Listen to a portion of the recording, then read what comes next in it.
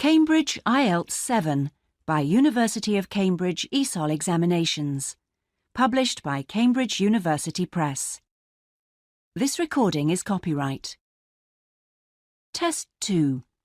You will hear a number of different recordings and you will have to answer questions on what you hear. There will be time for you to read the instructions and questions, and you will have a chance to check your work. All the recordings will be played once only. The test is in 4 sections. At the end of the test, you will be given 10 minutes to transfer your answers to an answer sheet. Now turn to Section 1.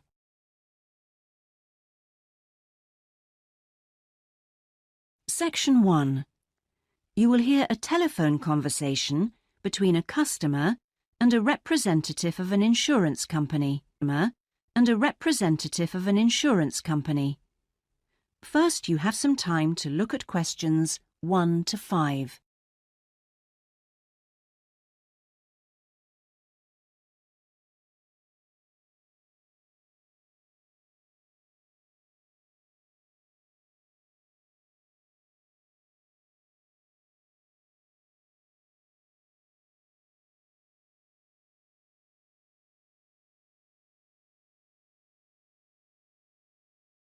You will see that there is an example that has been done for you. On this occasion only, the conversation relating to this will be played first.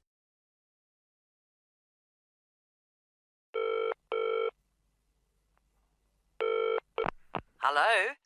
Motor Insurance Department? Oh, hello.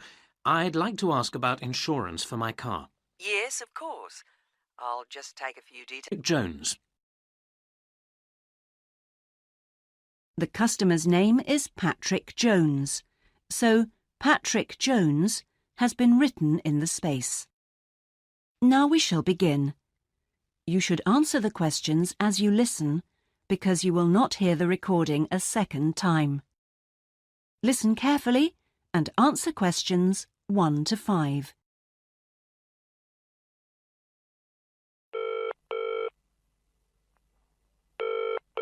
Hello? Motor Insurance Department? Oh, hello. I'd like to ask about insurance for my car. Yes, of course. I'll just take a few details. What's your name? Patrick Jones. And your address? It's 27 Bank Road. 27 Bank Road. Is that in Greendale? Yes. And what's your daytime phone number? My work number is 730453. And could I ask what your occupation is? Dentist. OK. Now, a few details about your car. What size is the engine? It's 1200 cc's. Thank you. And the make and model? It's a Houghton Sable. Could you spell the model name, please? Yes. S-A-B-L-E. Oh, yes. Thanks. And when was it made? 1997. Lovely. Right. I presume you've had a previous insurer? Yes. Right.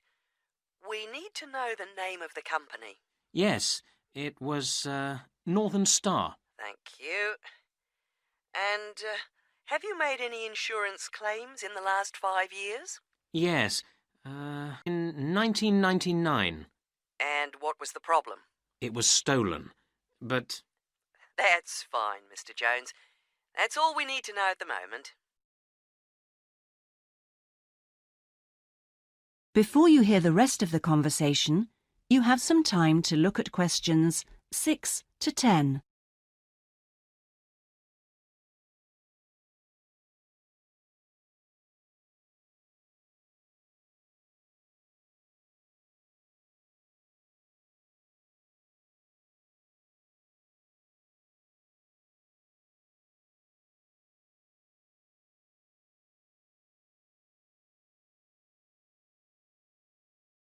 Now listen and answer questions 6 to 10.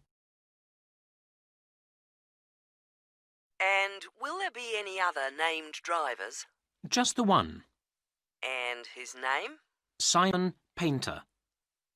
Could you spell the surname, please? Paynter. Okay, thank you.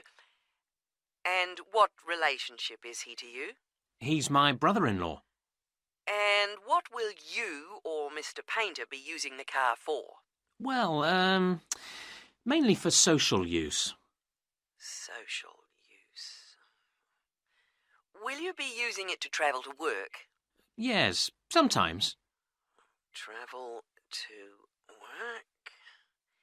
Anything else? No, that's it. And finally, when would you like to start the insurance? I'll need it from the 31st of January. Right. Mr. Jones, I'm getting a couple of quotes coming up on the computer now, and the best bet looks like being called Red Flag. Yeah? And that comes out at $450 per year. Oh, well, that seems okay. It's quite a bit lower than I've been paying up to now. Great. So, would you like me to go ahead with that? Sure, why not? How would you like to pay? That is the end of section 1. You now have half a minute to check your answers.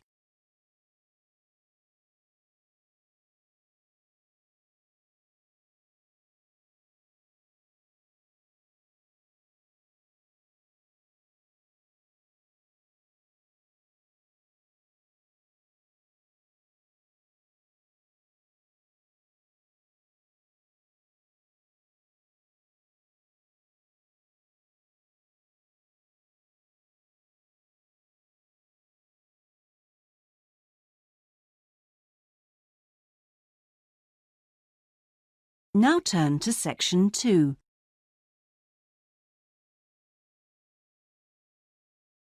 Section 2. You will hear a recorded message giving tourists travel information in a large city. First, you have some time to look at questions 11 to 18.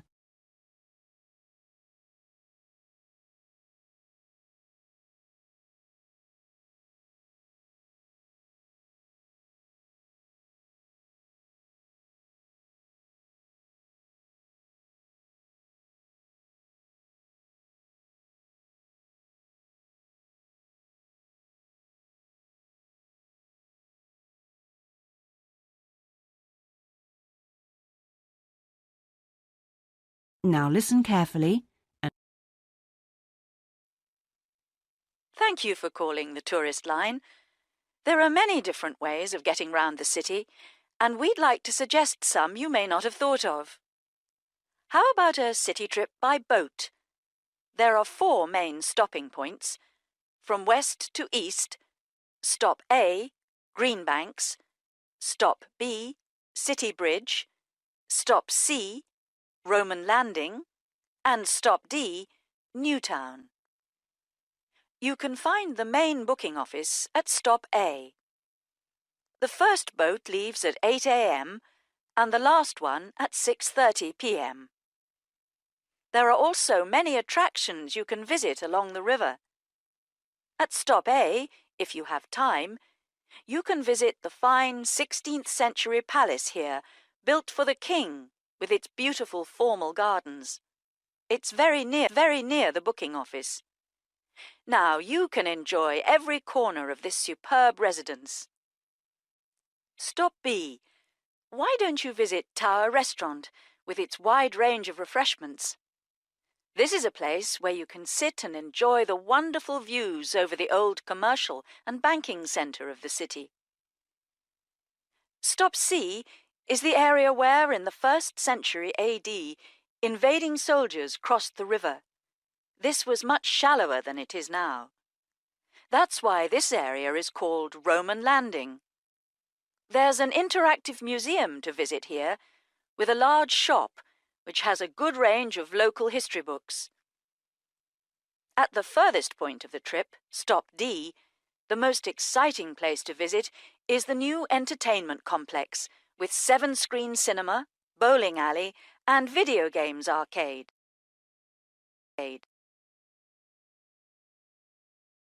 Before you hear the rest of the message, you have some time to look at questions 19 and 20.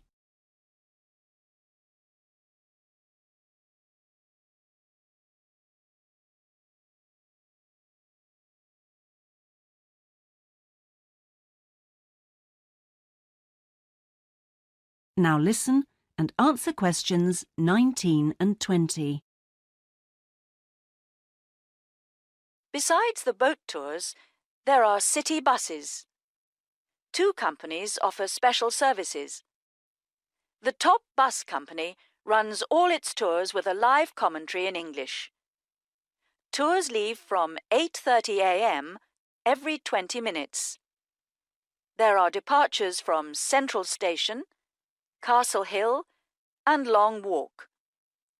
This is a hop-on. For further details, call Top Bus on 0208 944 7810. The number 1 sightseeing tour is available with a commentary in 8 languages. Buses depart from Central Station every 5 to 6 minutes from about 9 a.m., with the last bus at around 7 p.m. There are also number 1 services with an English-speaking guide. That is the end of section 2. You now have half a minute to check your answers.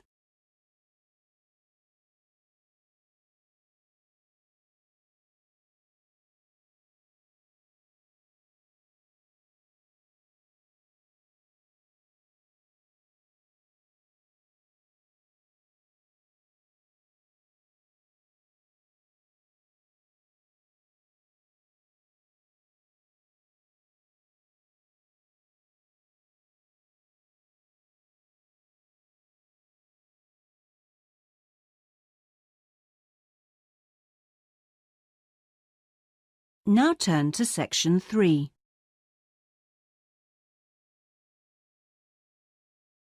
Section 3. You will hear a seminar with Dr. Martin Merriweather of the Antarctic Centre in Christchurch, New Zealand. First, you have some time to look at questions 21 to 26.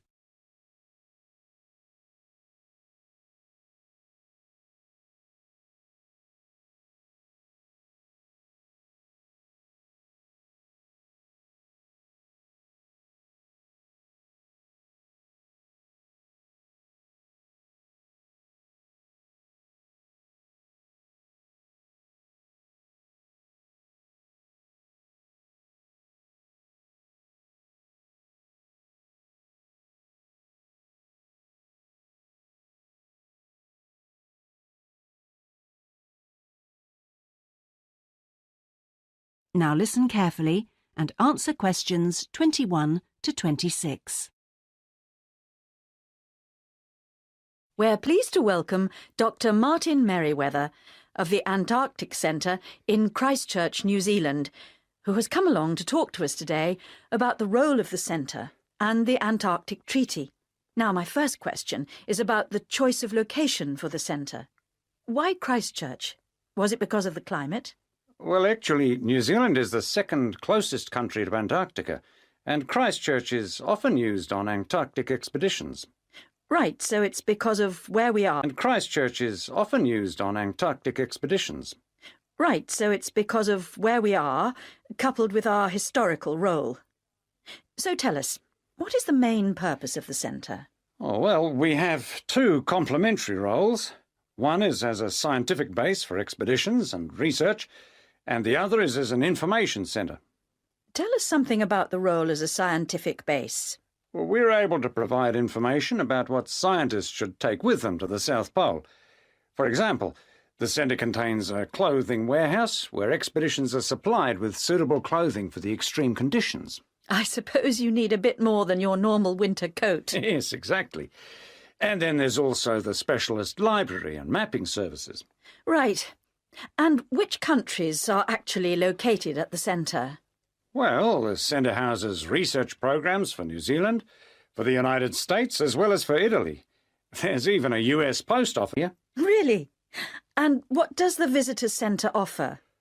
Well, since very few people will ever experience the Antarctic firsthand, the Visitors Centre aims to recreate the atmosphere of Antarctica.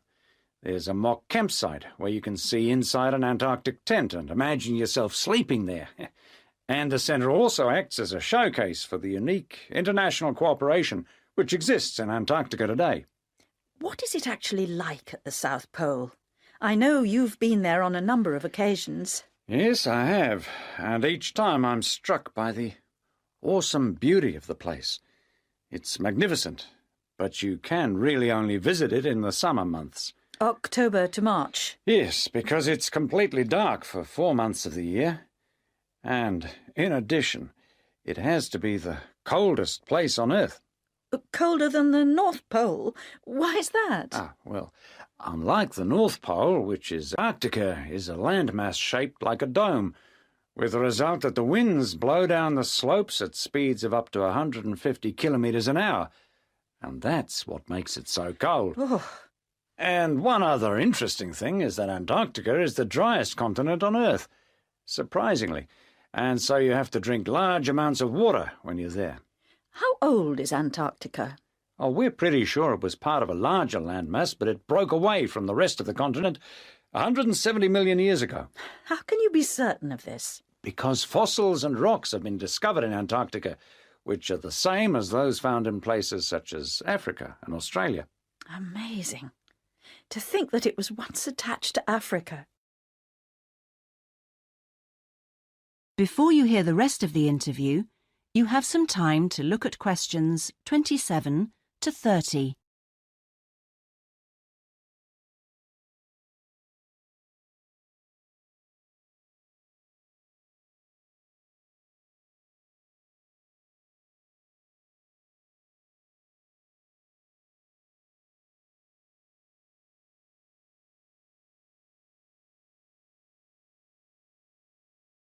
Now listen and answer questions 27 to 30. Now, let's just have a look at the Antarctic Treaty. How far back does the idea of an international treaty go? Well, as far back as the 19th century, when 11 nations organised an international event. When was that exactly? In 1870, and it was called the Polar Research Meeting. And then, not long after that, they organised something called the First International Polar Year. And that took place when exactly? Over 2 years, from 1882 to the 1950s, that the idea of an international treaty was proposed. And in 1959, the treaty was actually signed. What do you see as the main achievements of the treaty? Well, firstly, it means that the continent is reserved for peaceful use. That's Article 1, isn't it? Yes. That's important, since the territory belongs to everyone. Yes, but not as important as Article 5, which prohibits any nuclear explosions or waste disposal. Which is marvellous. Well, I'm afraid we're going to have to stop there because I'm afraid we've run out of time. Thanks for coming along today and telling us all about the centre and its work.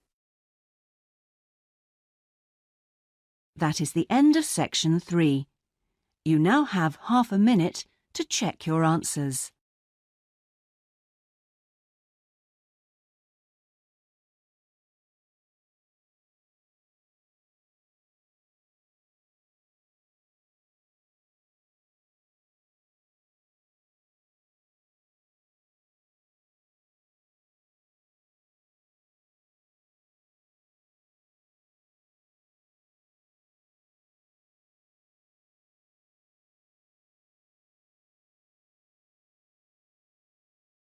Now turn to section 4.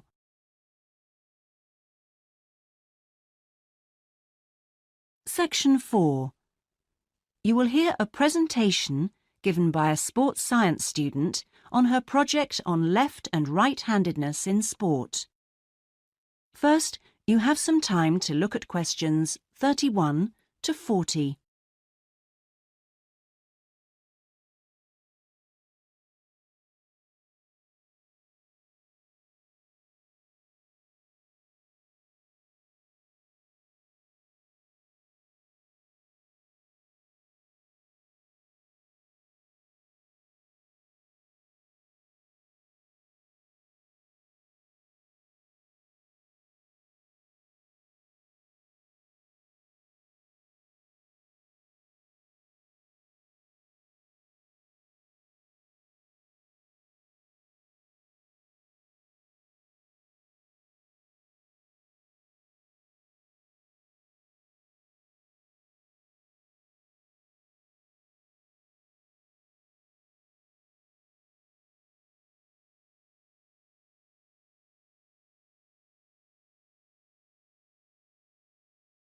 Now listen carefully and answer questions 31 to 40. My topic is handedness, whether in different sports it is better to be left or right-sided, or whether it's better to be left or right-sided, or whether a more balanced approach is more successful. I'm left-handed myself, and I actually didn't see any relevance to my own life when I happened to start reading an article by a sports psychologist called Peter Matthews. He spent the first part of the article talking about handedness in music instead of sport, which I have to say almost put me off from reading further. But what I soon became struck by was the sheer volume of both observation and investigation he had done in many different sports, and I felt persuaded that what he had to say would be of real interest. I think Matthew's findings will be beneficial, not so much in helping sports people to work on their weaker side, but more that they can help them identify the most suitable strategies to use in a given game. Although they are rather reluctant to make use of the insights scientists like Matthews can give, which I think is rather short-sighted, because focusing on individual flexibility is only part of the story. Anyway, back to the article. Matthews found a German study which looked at what he called mixed-handedness, that is, the capacity to use both left and right hands equally. It looked at mixed-handedness in 40 musicians on a variety of instruments. Researchers examined a number of variables, for example, type of instrument played, regularity of practice undertaken, and length of time playing instrument, and found the following. Keyboard players had high levels of mixed-handedness, whereas string players like cellists and violinists strongly favored one hand. Also, those who started younger were more mixed-handed. Matthews also reports studies of handedness in apes. Apes get a large proportion of their food by fishing ants from anthills. The studies show that apes, like humans, show handedness, though for them right and left-handedness is about equal, whereas about 85% of humans are right-handed. Studies showed that apes consistently using the same hand fished out 30% more ants than those varying between the two.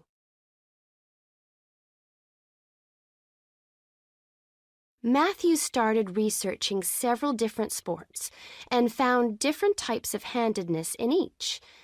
By the way, he uses handedness to refer to the dominant side and eyes as well as hands. Anyway, his team measured the hand, feet, and eyes of 2,611 players and found that there were really three main types of laterality. Mixed, you work equally well on both sides, both hand and eye. Single, you tend to favor one side, but both hand and eye favor the same side. And crossed laterality, a player's hands and eyes favor only one side, but they are opposite sides. Let's start with hockey. Matthews found that it was best to be mixed-handed. This is because a hockey stick must be deployed in two directions. It would be a drawback to have hand or eye favoring one side. An interesting finding is that mixed-handed hockey players were significantly more confident than their single-handed counterparts. Things are slightly different in racket sports like tennis. Here, the important thing is to have the dominant hand and eye on the one side. This means that there is a bigger area of vision on the side where most of the action occurs. If a player is cross-lateral, the racket is invisible from the dominant eye for much of the swing. It means that they can only make corrections much later, and often the damage has been done by then. And moving to a rather different type of sport, which involves large but precise movements, gymnastics. It's been found that cross-hand-eye favoring is best. The predominant reason for this is because it aids balance, which is, of course, absolutely central to performance in this sport. That is the end of section 4. You now have half a minute to check your answers.